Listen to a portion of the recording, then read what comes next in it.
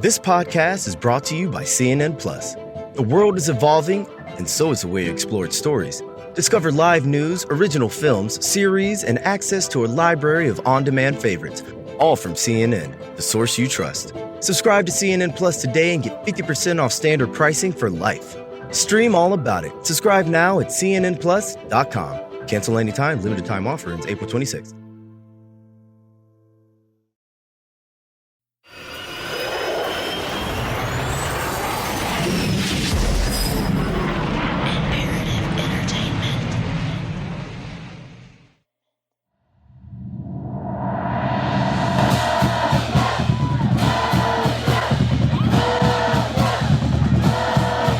Ask any West Texan, and they'll tell you that the Permian Basin is known for two things: oil and football. No high school team in the country is more famous than Odessa's Permian Panthers. The Panthers' 1988 season was chronicled in one of the best-selling sports books of all time, Friday Night Lights, which inspired a Hollywood film and a critically acclaimed TV series. To this day, a Permian game at Ratliff Stadium remains a major event. Coveted season tickets are passed down from one generation to the next like sacred family heirlooms. The stands are filled to capacity with over 19,000 fans. The home side is a sea of black and white and silver. There's electricity in the air. And now, ladies and gentlemen, it's the one word in Texas that says it all. Say it with me. Mojo! That's the scene one Friday night this fall, when the Panthers square off against South Lake Carroll, a powerhouse team from a wealthy Dallas suburb. The pom-poms of Mojo cheerleaders shimmer under the lights. In the stands, chants of Mojo echo in the night air. The Panthers are wearing their now famous black and white jerseys. On the sidelines, right there among them, is Elizabeth Fott, affectionately known as the Mojo Queen. Mrs. Fott has been a die-hard Permian fan for 7 decades. I came here when I was 11, and now I'm old. I'm 84, so that's a long time to love Permian. Mrs. Fott used to be the school's registrar, and she still substitutes at the high school, teaching a variety of subjects. Next to the players, Mrs. Fott looks tiny. She's no taller than 5'5", but she's treated with the kind of towering respect typically reserved for royalty. Mrs. Fott travels to each game as a sponsor, with no real designated role other than offering the team moral support.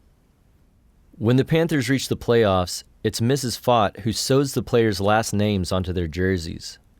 Cheering right alongside her is Alan Jones, a longtime teacher at Permian High and a living encyclopedia of all things Mojo. Now, if you're not from West Texas, you might be wondering, what is Mojo? Well, Alan is the guy to ask. Friday the 13th, October 13th, 1967, there were some drunk ex-students in the stands at an Abilene Cooper game. And there was a song back then called Get Your Mojo Working, Mo Bandy and Joe Diffie. And so they just started yelling Mojo. And a young lady sitting in front of them thought it was pretty cool. And so she started yelling it with them. And we lost that game 13-0. And the next year, she was president of the Pipettes. And so she created the first Mojo bumper sticker that says Mojo Mighty Panthers on it, and took it to McCreelis, that's still a business down on Grant Street. He looked at that and says, "What the crap is that?" And he said, "Trust me, 500, make them." And they sold out in one night. Mojo proved to be catchy, an enigmatic word that could be used several different ways. In Old West gambling, it was good luck. In the Cajun culture, it's this charm that they keep in their pockets. But all through the fall of '68, the Pipettes were trying to push Mojo, push Mojo, push Mojo. Then in the semifinal game, 1968, the original band director at Permian spelled Mojo on the field for the very first time. And we were behind 21-0, and the players were waiting to come on the field because the opposing band always takes too long when we're the home team trying to make us draw a penalty. And so the last drill of the night of that band show, he wheeled around and spelled Mojo on the field, crowd went wild and started screaming Mojo with the players standing right there. Came back from a 21-point deficit, won the game, and went to state. Mojo was born. Allen is full of such tales. Details from games that took place decades ago are recalled with reverence or disgust. To Allen and Mrs. Fott, Permian football is a source of great pride, and preserving the team's legacy is important. When you're talking Permian football with them, after Mojo, the word that comes up most is tradition. Return to the same things over and over. The traditions, like he said, the run-through sign, and you'll see it's a 27 by 29 foot pit liner from the oil field, and that's what it's painted on. No one does it that way anymore. The run-through sign that Mrs. Fott refers to is a long-standing ritual in Texas high school football. At the beginning of the game, each team runs onto the field by bursting through a sign held up by cheerleaders.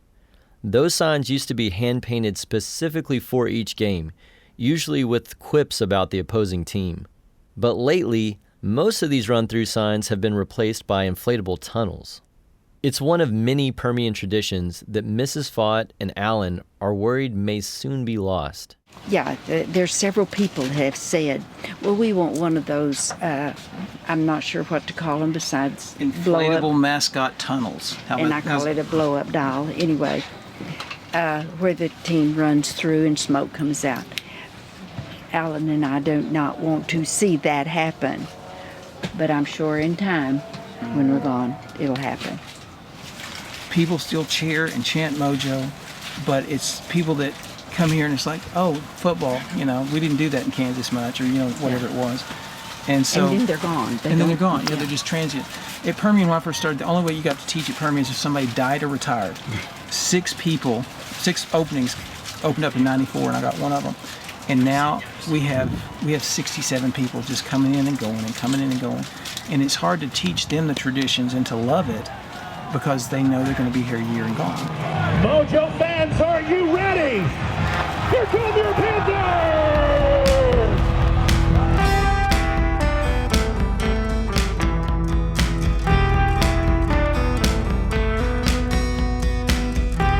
I'm Christian Wallace, and this is Boomtown, a podcast about the historic oil boom that's currently underway in the Permian Basin. By now, you know that the scale of this boom has brought all sorts of unintended consequences to the Permian. On this episode, we explore how it's affecting the region's education system, from the gridiron to the classroom. This is episode 7, Mojo Magic. When Buzz Bissinger moved to Odessa to begin reporting Friday Night Lights, the city was going through hard times. It was 1988 and the bust was in full swing.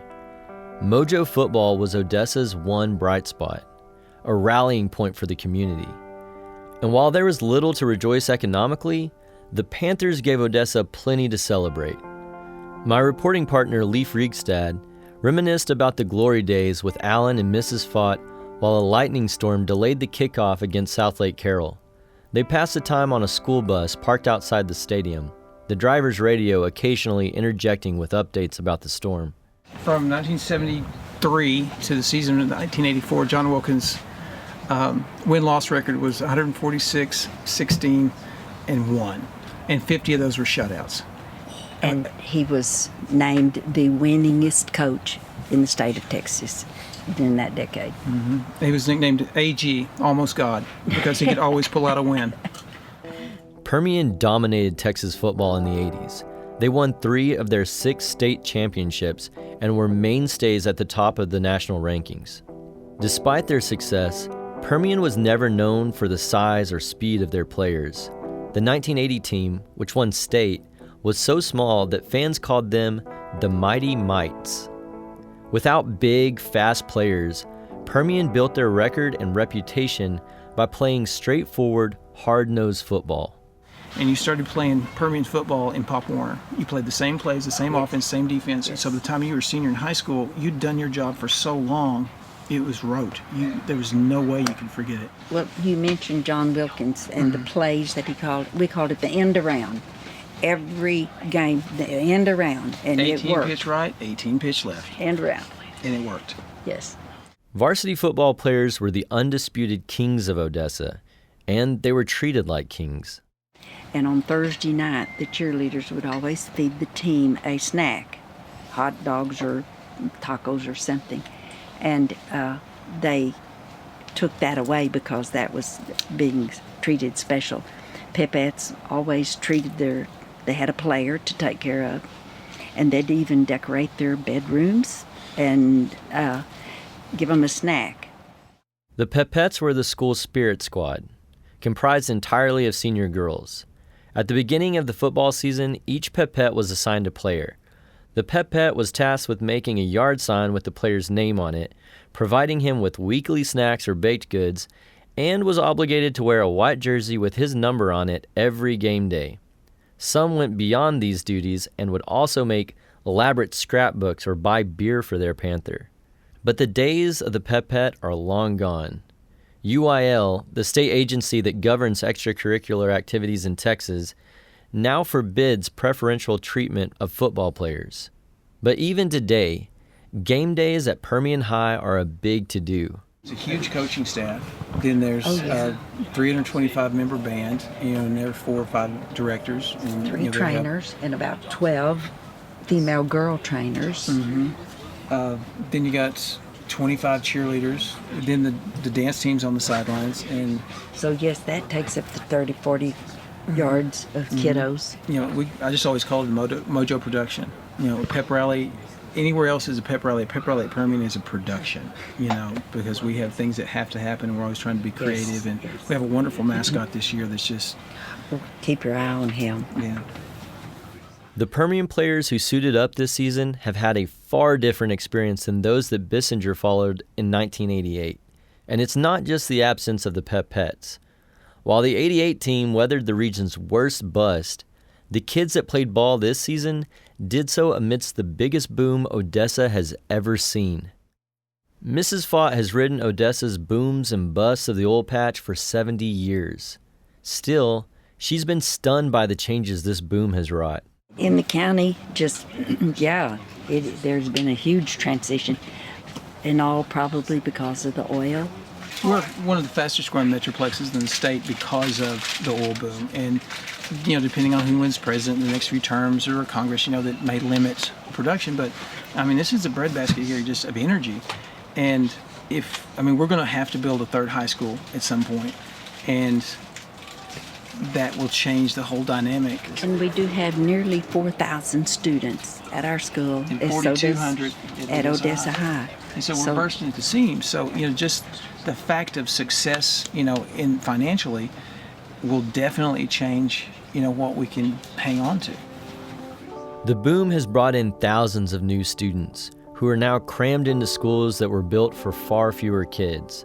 Last school year, a photo spread across social media of Permian High students sitting on Home Depot buckets because there weren't enough desks and chairs. Both state and local media have covered the overcrowded classrooms. There was one teacher at Permian teaching pre-cal to 63 students in a single classroom. For a number of reasons, it's tough to find and keep enough teachers to meet the surging number of students across the Permian. We've had teachers walk out the door at Christmas and not come back just because they can double their salary in the oil field.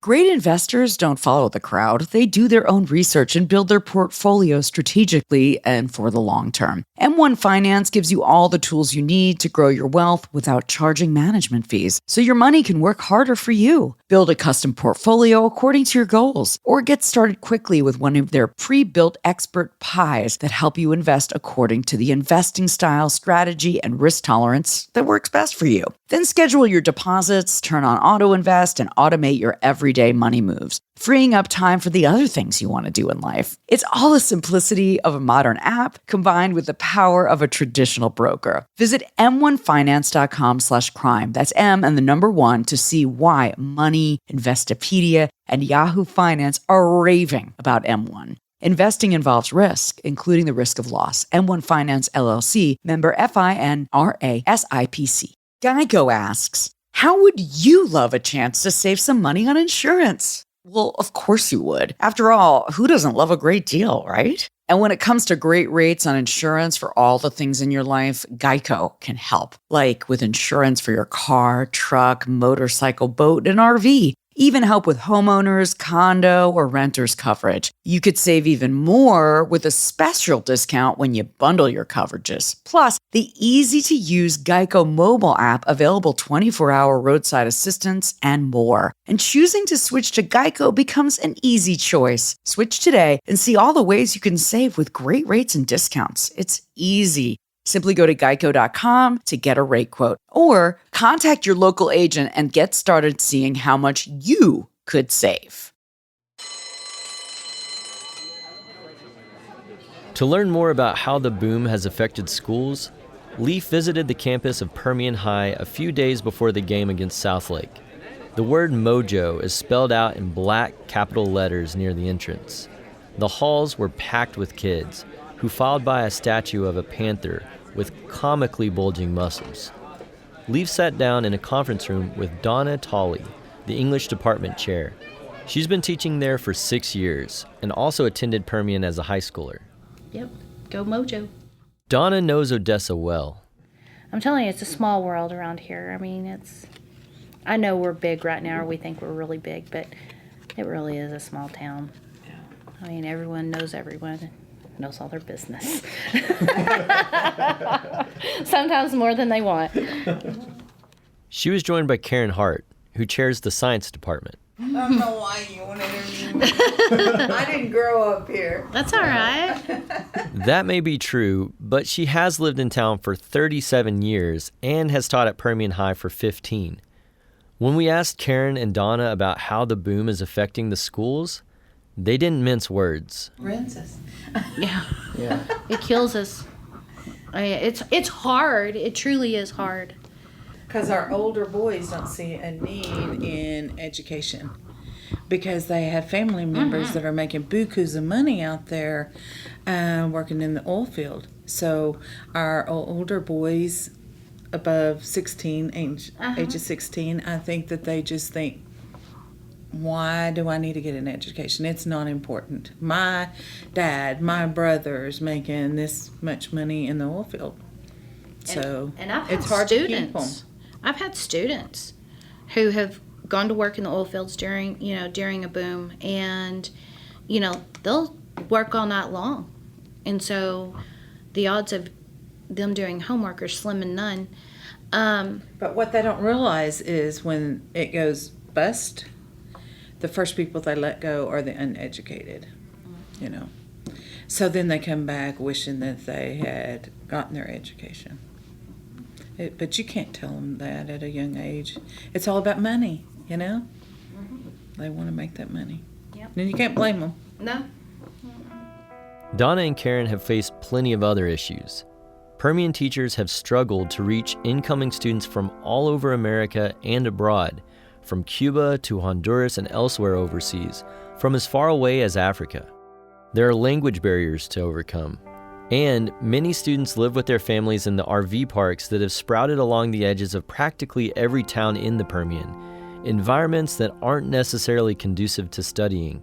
Not only that, we are department heads, and so to try to find, I've been department head for a few years, and to find teachers to come into this area, it's been tough. So when you're short teachers, then we have to take the overload, and not only us, but people in our department.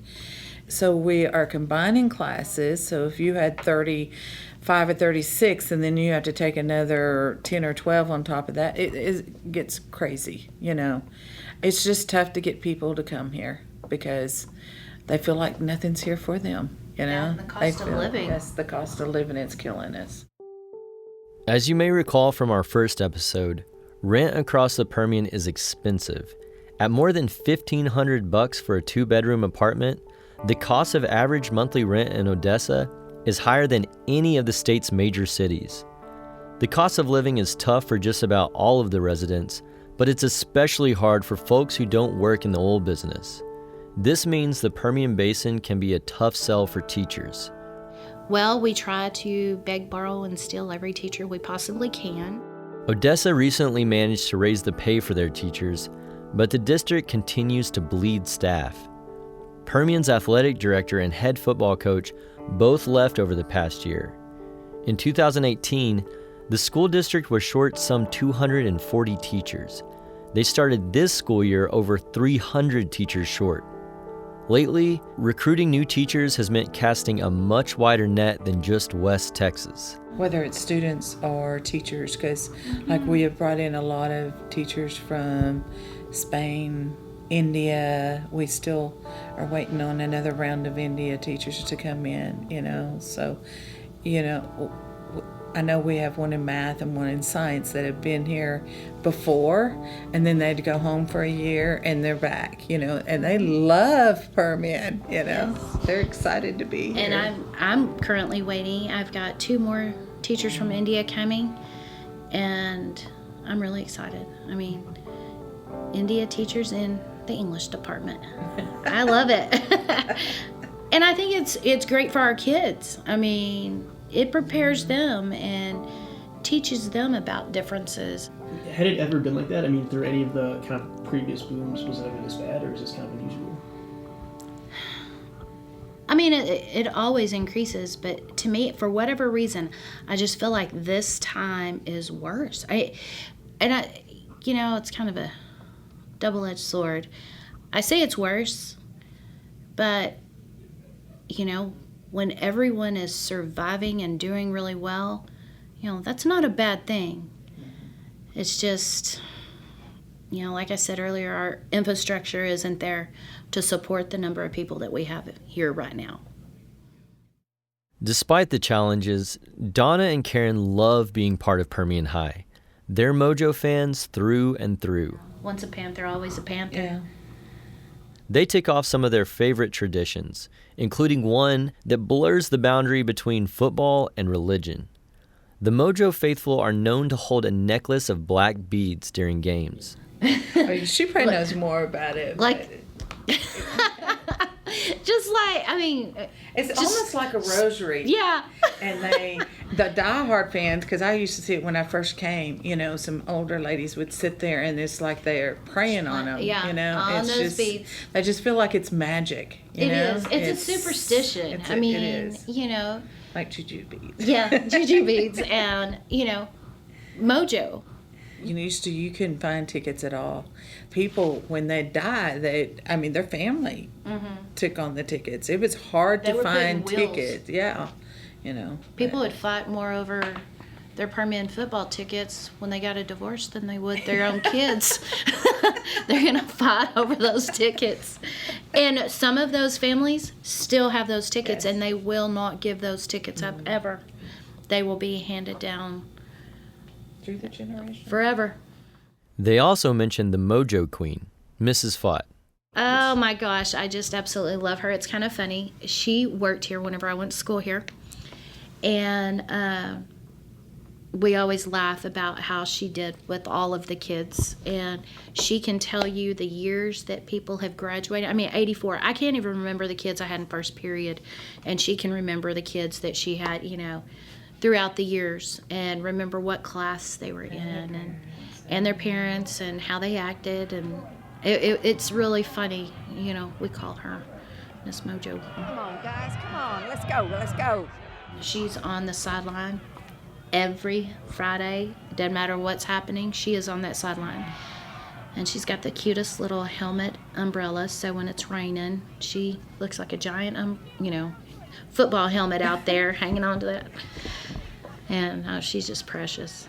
Between her and Mr. Jones, I guess you met him too, So. And they lead in trying to make sure that the pride of Permian goes nowhere.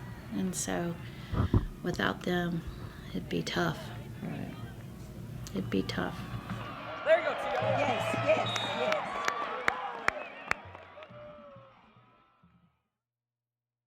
Back in the school bus waiting for the Friday night game to start, Mrs. Fott says, despite all the recent changes, some things have stayed the same. Well, my church hasn't changed, and I go the same avenue every time. So that's the same. It's a sadness in a way, But then again, all things grow old. Still, the loss of traditions trouble her and Alan. And, it's changed because used to at Permian, they used to teach, English teachers taught all the sophomores then. Their first grade, a poetry grade, was the school song. By the time you walked into the first pep rally, you knew it. And it got to a point, one time, it was so transient that we had to put the words to the school song on the side of the field house just so they could just glance over, and just those changes of, loving your school. I always tell, when I do new teacher orientation, I always say, I challenge you to become a Permian teacher instead of someone that just teaches at Permian. Because I promise y'all there's a huge difference. And some of them make it and some of them don't. It may seem silly to lament the loss of such traditions, especially when it comes to a violent sport that's come under fire for causing brain damage.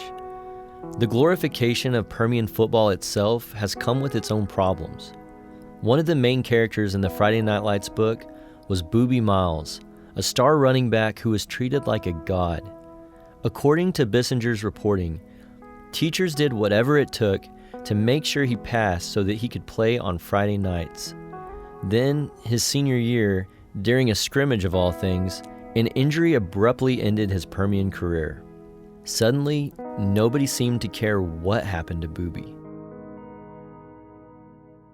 But there are things, good things, about West Texas football that few understand. One evening not so long ago, I visited my granddad, Leland Hamilton, at his home in Andrews. After living in the same house for half a century, 1 year ago, he and my mama Joyce moved into a one-bedroom apartment on my parents' property. They fixed it up to look just like their old place. The three of us sat at their dining table. Their house is quiet these days except for the ticking of a clock, which happens to chime out a Beatles song every hour. Not that either of my grandparents know any of the Beatles' music. My granddad is kind of the equivalent of Permian's Mojo Queen in our hometown of Andrews. He's 95 years old, born and raised in West Texas, and a diehard Mustangs fan. Do you think that there's a West Texas mentality that informs the way that we play football, like a toughness or a sense of work ethic or something, or do you think that that's probably just anywhere it would be like that? Well, I think that's more or less throughout America, but especially in Texas, I think it's just within ourselves, seeing men hit each other and fight and to get something done, it's just part of life. It's just in the blood, I think, and that's more so maybe out in here than it is in some other places. It's a tough sport. For most of the last 3 decades, every day during football season, Granddad walked the half mile from his old house up to the high school to watch the team practice. He's become a fixture on the sidelines, known by every coach and player simply as Pop. Can you tell me about what your routine is like whenever football season starts? Well, of course, it starts along in the close to 1st August, and they practice in the mornings at that time, and then some in the afternoon too. But I'm up there. I don't get up there when they get up there because that's early. I'm still in bed when they get up there. But I usually go up on after a while, 9 to 9:30 or 9:30 or something there, and go down on the sidelines there at the field, and the boys will be, some of them on the sideline, and some of them they'll be out practicing this and that, and they'll run over to get water and this and that and holler at me and say, hi Pop, hi Pop, hi Pop. And so they just, that's what they all know me by, just Pop up there at the high school, boys and girls both. And I don't know who they are, but I enjoy being there with them and talking with them and visiting with them and learn a little bit about them. And Mama Joyce, what do you think about his habit of going up there every day? I like it. I think it's good. Well, it gets him out of the house anyway. Oh, yeah. That's one good thing. Granddad is part unofficial mascot, part mentor. He enjoys being near the action, although a few years back, he got a little more than he bargained for. Yeah, I was up there talking to the coach when they was practicing a couple of years ago, and they run a play and it came down the sideline there, and we were standing back, probably 6 or 8 feet back there, 8 feet or so at least. and they tackled the boy and rolled. They rolled, and one of them rolled out, knocked my feet out, just completely out from under me, and I landed on the ground there. Boy, didn't hurt me, man. I Scared them all. yeah, they jumped up and helped me up, and didn't hurt you, Pop? Didn't hurt you, Pop? No, you didn't hurt me. You sure? It just happened so fast, man. I didn't have time to move. And how old were you then when that happened? I guess I was 92 when that happened.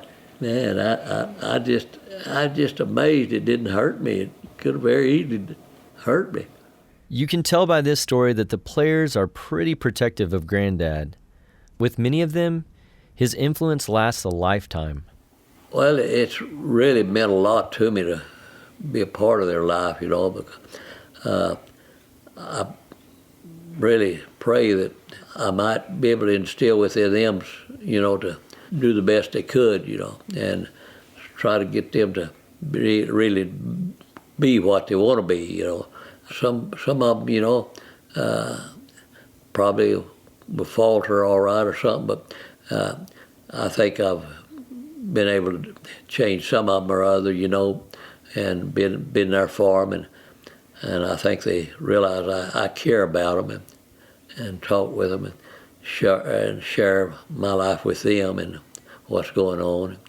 And then I see some of them, I don't know their name, but I see them years later or something, and they've changed, the looks and everything else. Some of them I'll recognize a little bit, but some of them I don't.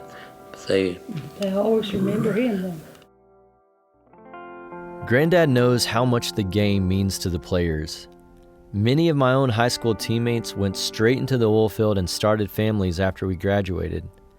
High school football was their last chance to be a kid, to bask in small-town glory before the realities of adulthood and physically demanding labor took hold.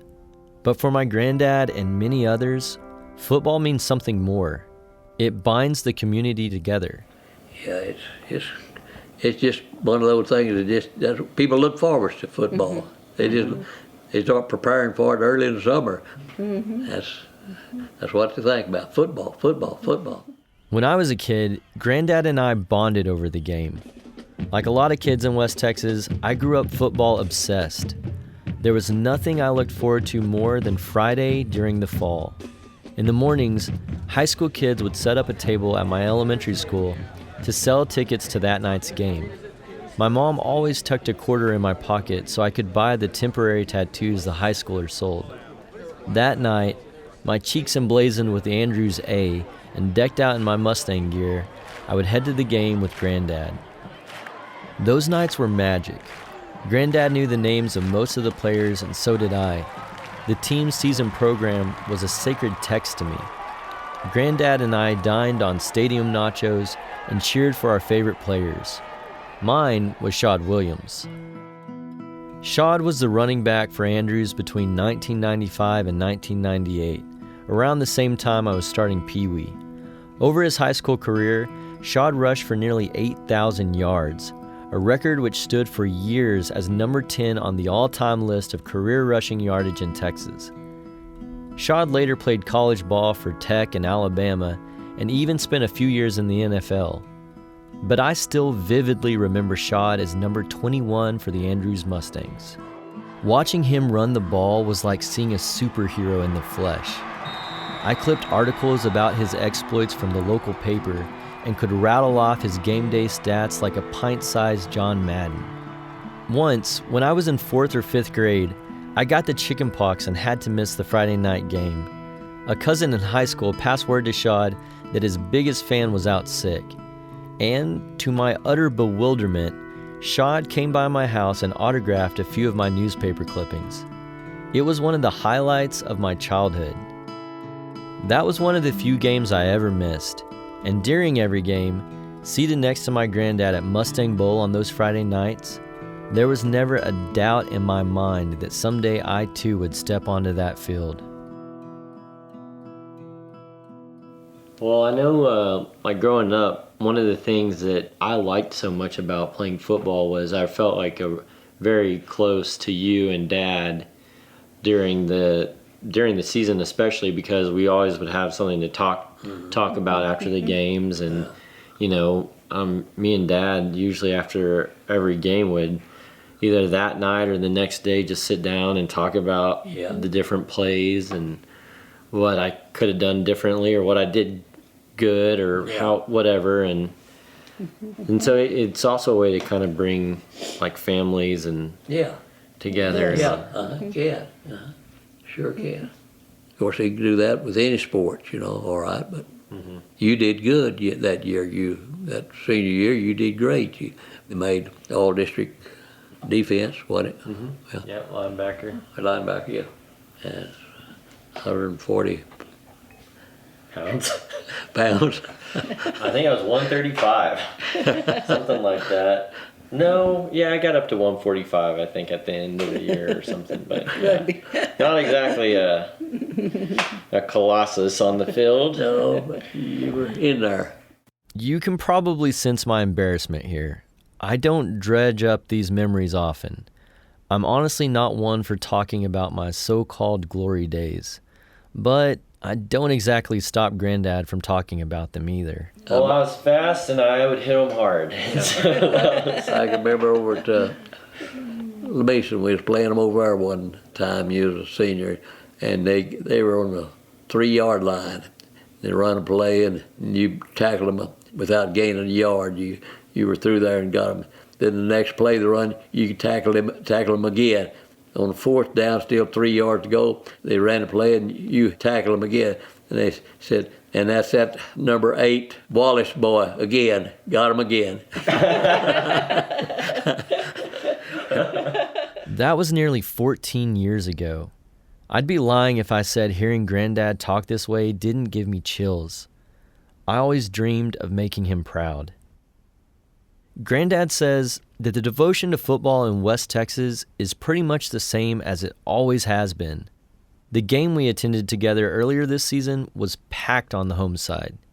He said recently they've all been like that.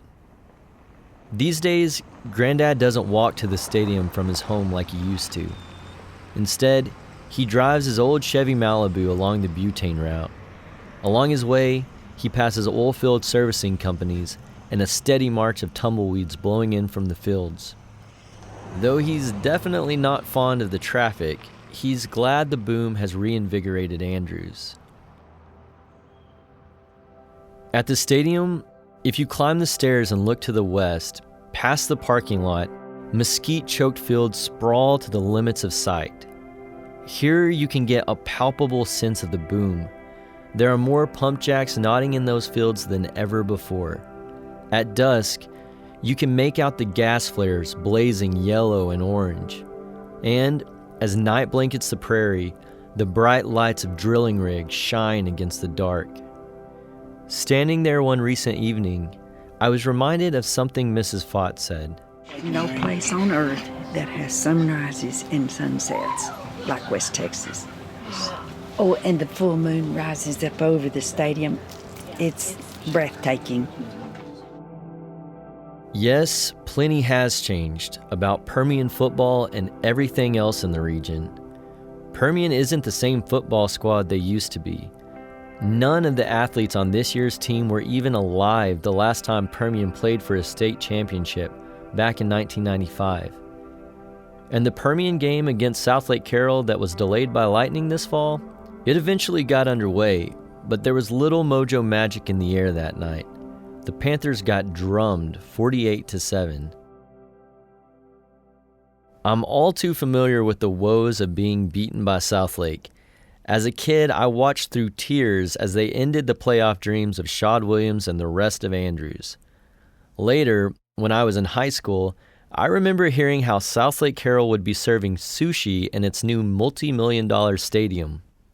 At the time, I had never even seen sushi. There were some folks, including Friday Night Lights author Buzz Bissinger, who decried the new concession as a sign that Texas high school football had, quote, gone soft. That was one thing we never had to worry about in West Texas.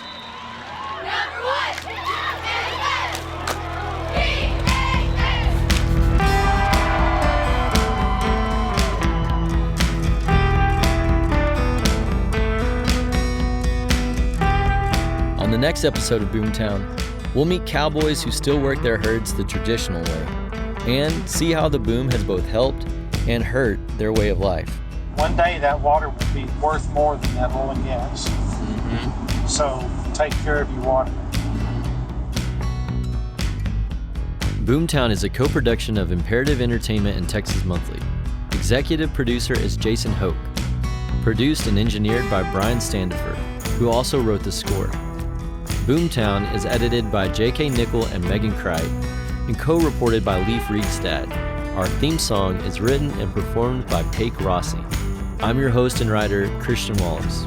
Texas Monthly's parent company also owns interest in the midstream oil and gas industry, among other diversified investments. Our editorial judgments are made independently of any such investments. Don't forget to tell your friends about Boomtown and leave a review on Apple Podcasts if you like the show. Boomtown is a 10-episode series with new episodes available every Tuesday. Follow us on social media and visit texasmonthly.com/boomtown for more on the story.